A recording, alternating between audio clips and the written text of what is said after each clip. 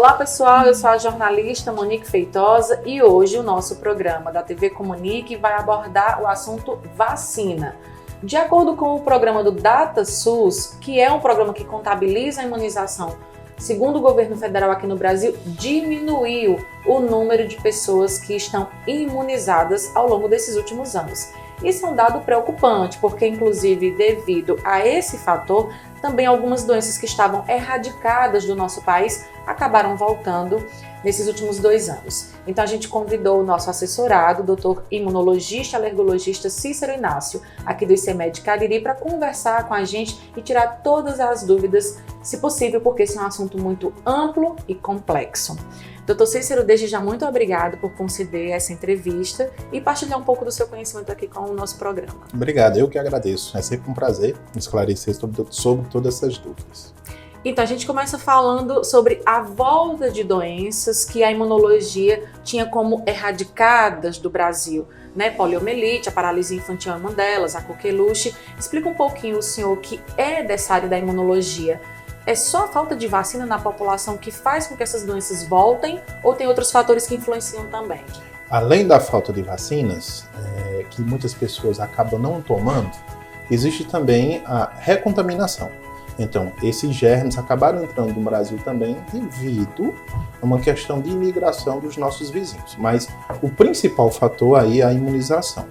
Se não vacinar, não ocorre a imunização de rebanho, e aí acaba que essa doença pega um paciente, que esse passa para outro não imunizado, que passa para outro, e aí esse germe acaba se proliferando e causando esse surto, como por exemplo teve no Brasil desse ano, o surto de sarampo, coqueluche, entre outras doenças que estavam erradicadas, e aí acabaram voltando ao Brasil. A imunização é importantíssima nisso e deve-se voltar para que aumente os níveis de imunização. Um dos dados que eu considero assim alarmantes é que o governo federal divulgou o DataSUS dos últimos anos, diz que caiu o número de imunização da população de 60% para 43%. É muito grave a gente olhar para um dado como esse e saber que o governo disponibiliza campanhas, vacinas gratuitamente, ou as vacinas que estão nas clínicas particulares, como aqui no ICEMED, o senhor oferta diversos tipos de vacinas e mesmo assim a população não está imunizada. Por que essa resistência em buscar uma imunização? Muito bem, tem vários fatores. Entre eles também nós temos as fake news. Então, notícias falsas de que vacina causam para matar a população, principalmente a população idosa, que a vacina causa câncer, que a vacina é para eliminar certo tipo da população. Tudo isso tem esses fake news. E além do mais, tem a questão do vou deixar para amanhã. Eu vou vacinar amanhã, eu vou, amanhã eu vou, amanhã eu vou. E aí acaba passando o tempo correto da vacinação e deixa para lá. Bem como também o Brasil erradicou várias doenças, e aí o medo de ter também a doença acaba também eliminando esse medo, de certo modo, e a população relaxa e não procura imunização. Porém, como aconteceu, essas doenças estão voltando e deve sim vacinar. Lembro-me, na minha época de estudante, de primário, chegava o carro de vacinação na escola e vacinava todo mundo. E não tinha problema, chegava em casa todo mundo vacinado, e foi assim que conseguimos erradicar essas doenças como sarampo, poliomielite, tétano, coqueluche, né? Que é a famosa tosse brava. E nessa época era assim. Então tivemos um alto nível de imunização e com isso conseguimos fazer isso. Hoje, devido a todos esses fatores que eu citei, possivelmente essa taxa baixou e com isso as doenças estão adentrando novamente aqui no Brasil. Doutor Cícero, a gente escuta de tudo, né? Eu já tomei essa vacina quando eu tinha 5 anos de idade, eu tenho 30, por exemplo. E qual é o momento da pessoa estar buscando reforço? Eu já estou imunizado, mas se a doença está voltando, eu posso tomar a qualquer momento aquela vacina? Como é que vocês organizam esse calendário de imunização? Bom, pelo programa do governo federal, do Ministério da Saúde, tem a época adequada para se vacinar. Porém, vacina nunca é demais. Tá em surto, faz muito tempo que eu tomei a vacina, não tem mal nenhum você tomar uma nova dose, a não ser que tenha contraindicação formal. A contraindicação formal é alergia a componente da fórmula da vacina ou se você tiver alguma reação imunológica conhecida contra tal vacina. Caso contrário, não. Eu tomei vacina quando eu tinha 5 anos, fechei meu calendário vacinal quando eu tinha 5 anos. Por exemplo, sarampo. Hoje, o surto de sarampo, eu posso tomar uma nova dose? Com certeza. Deve, né? Deve tomar. Até porque a imunidade, ela tem também um certo prazo de efetividade, e aí ela acaba baixando seus níveis de defesa a um tal ponto que ela pode não lhe defender caso você tenha contato com esse germe. Então, não tem época. Vacina nunca é demais. Deve sim se revacinar. A gente pode usar essa frase, vacina nunca é demais, para crianças também? Por exemplo, eu tenho 2 filhas, são 2 realidades.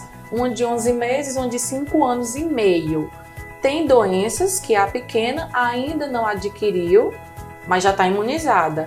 E tem doenças que a grande também já teve, porém está imunizada. Então, os pais ficam em dúvida. Eu já dei essa vacina, mas a vacina não quer demais. Eu posso reaplicar, tipo, uma vez por ano, a cada 4 anos? Como é a incidência dessas doenças que estão voltando e que os filhos estão imunizados, mas eu ainda fico com aquele pezinho atrás? Como eu devo fazer? Muito bem. Aí, nesse caso de dúvida, você deve procurar um médico especialista em alergia e imunologia para tirar suas dúvidas quanto a isso. Existem métodos, exames que a gente pode dosar os níveis de anticorpos a qual a gente mede defesa.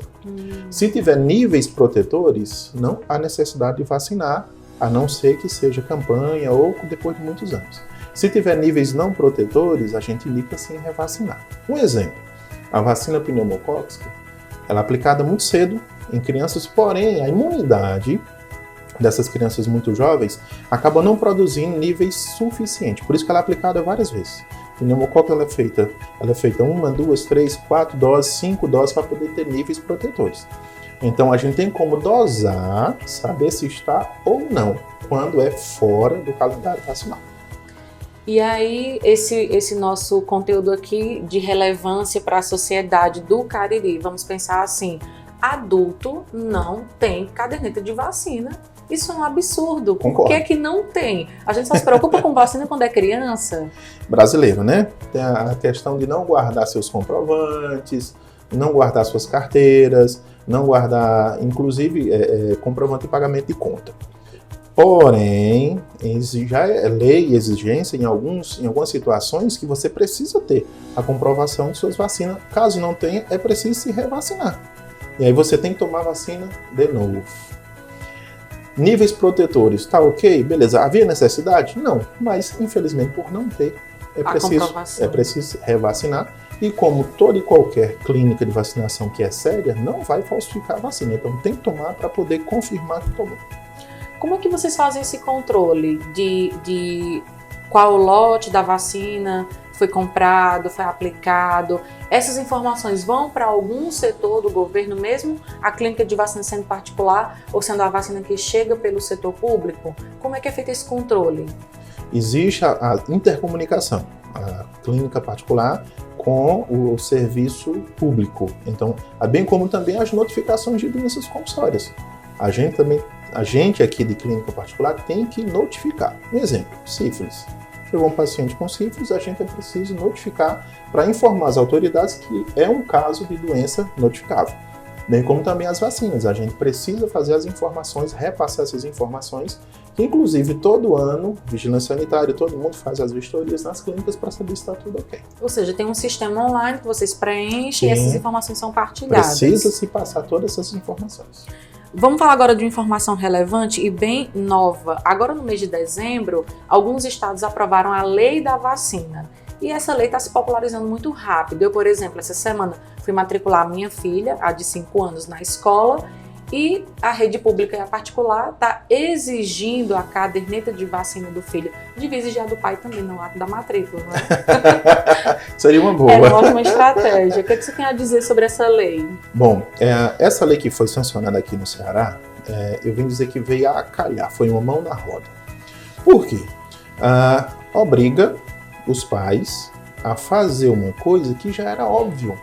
Você precisa vacinar seus filhos, você tem que proteger aqueles que você ama, não tem como você não vacinar, não proteger. O que já era óbvio agora é lei, se você não vacinar, você não tem matrícula. Importantíssimo, chama-se vacinação de rebanho.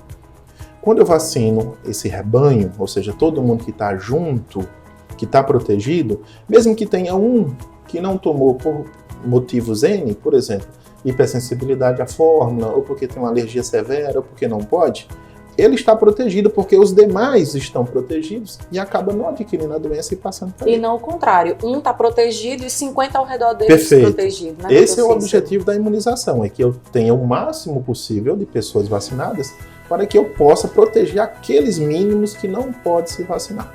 É importantíssimo, muito bom, em termos de saúde pública, essa lei veio a calhar e que vai ajudar muito o Estado, não só o Estado, como também o país, né? A gente conseguir erradicar essas doenças que estavam querendo voltar ao país. Eu penso que também tem uma questão que envolve a informação, e é isso que a gente está fazendo aqui, está partilhando conhecimento, está partilhando informação. Por que há tanta resistência? A HPV, por exemplo, é uma vacina que não placa. Tem campanha, tem dia D, mas tem aquela resistência. Não vou vacinar. Não vou vacinar, quer dizer que a pessoa prefere o risco de ter uma doença. Porque isso ainda existe, né? Como você falou, são tabus, né? E notícias divulgadas de modo errôneas e falsas pelas redes, por pessoas desinformadas ou talvez até pessoas de má fé. A vacina da HPV que você citou, por exemplo, quando ela é usada em pessoas que nunca tiveram contato sexual, que é o público-alvo das campanhas... Justamente a proteção. Proteção. Né?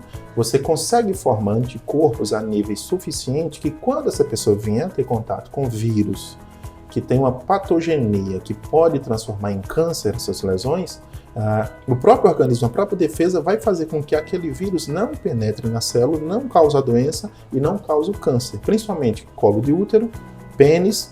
Aí eu tenho as displasias também, as displasias cutâneas, e eu também vou ter até cânceres de pele relacionados ao HPV.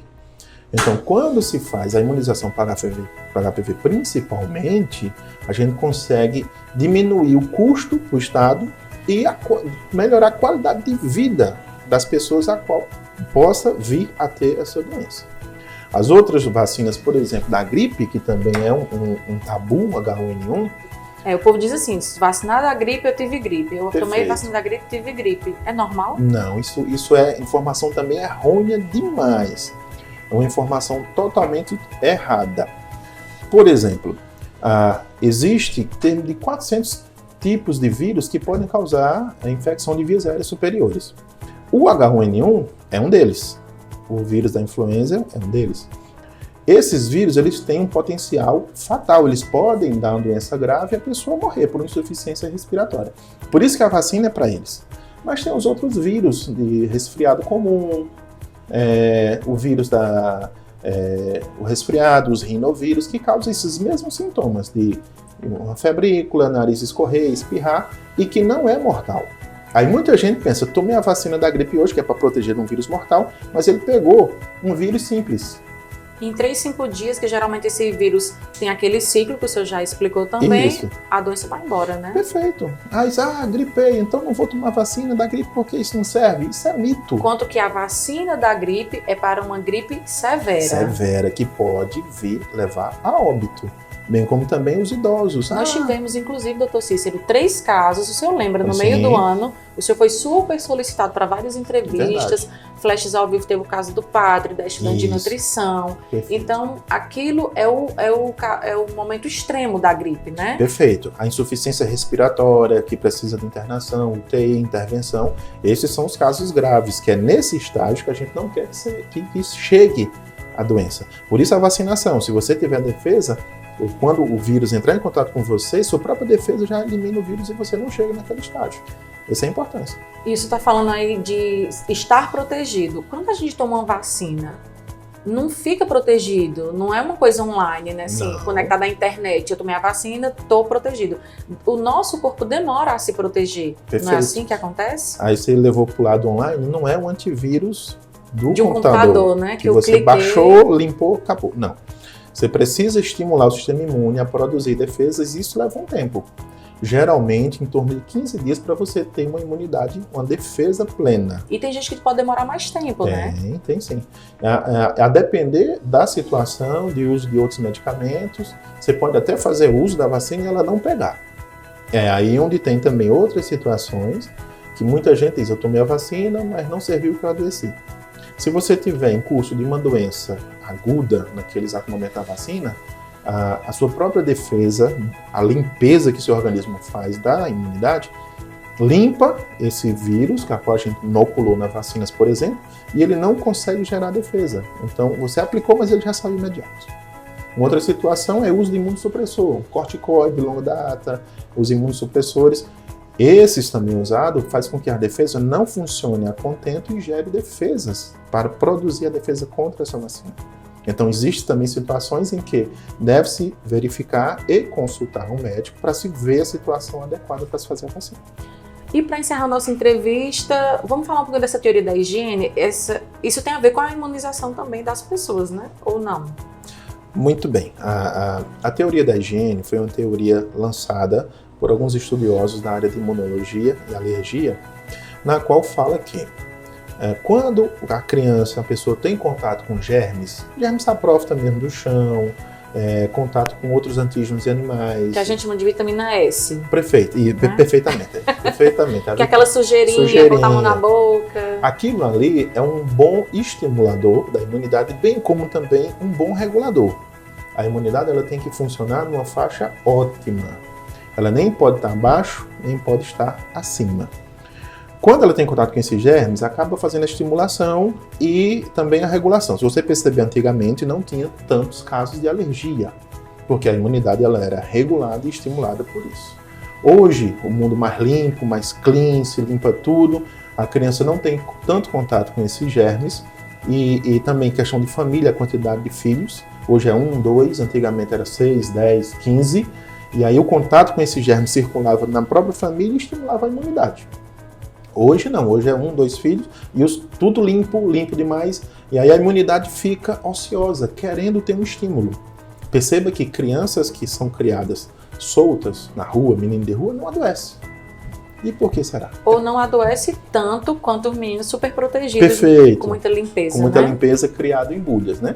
Então, nesse ponto, é interessante que tenhamos hábitos em que devemos ter contato com parques, gramas, animais, caso não sejam alérgicos, ter contato com outras pessoas para trocar, para estimular essa imunidade. A imunidade estimulada, regulada, menos risco de alergias e doenças autoimunes. Criança super protegida sem contato com esses germes retardam no desenvolvimento da imunidade. É uma criança que vai adoecer mais, que vai ser alérgica, que pode até ter doença autoimune. Então a gente encerra o nosso programa agradecendo a sua disponibilidade em receber a gente aqui no consultório do ICEMED Cariri, em Juazeiro do Norte. Doutor Cícero, muito obrigada. Foi uma ótima conversa. Acho que a gente tirou muitas dúvidas. E se as pessoas ainda tiverem dúvidas, como é que te contatam pela rede social da clínica? Muito bem. Aí eu que agradeço, foi um prazer imenso tirar todas essas dúvidas. A gente atende aqui no ICEMED Cariri, aqui no ICEMED, no edifício Medical Center, no 7º andar. E nossas redes sociais, que é ICEMED Cariri, tanto do Face quanto do Instagram, e o nosso site, que é icemedcariri.com.br. Estamos sempre à disposição, qualquer dúvida, o nosso WhatsApp também está à disposição, você encontra nas redes sociais e no site, é só mandar as dúvidas que a gente tem o maior prazer em esclarecer. Ok, até a próxima então. E para você que está aí do outro lado, ouvindo o podcast ou assistindo aí no canal do YouTube, entre em contato com a Comunique, tem sugestão de tema, a gente vai estar aqui sempre, toda semana, trazendo conteúdo relevante, informação para partilhar com a sociedade, trazendo os nossos assessorados para nos ajudar a entender um pouco mais essas rotinas de saúde, de diversos temas. Tchau, tchau, até a próxima!